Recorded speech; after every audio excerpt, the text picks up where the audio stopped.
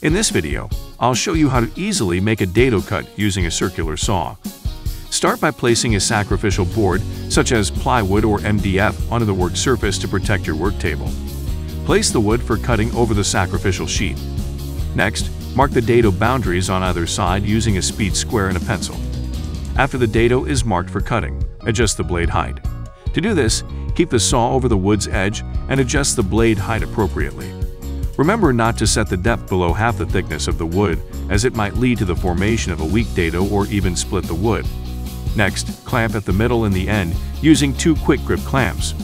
After clamping, align the blade of the saw with the cut line.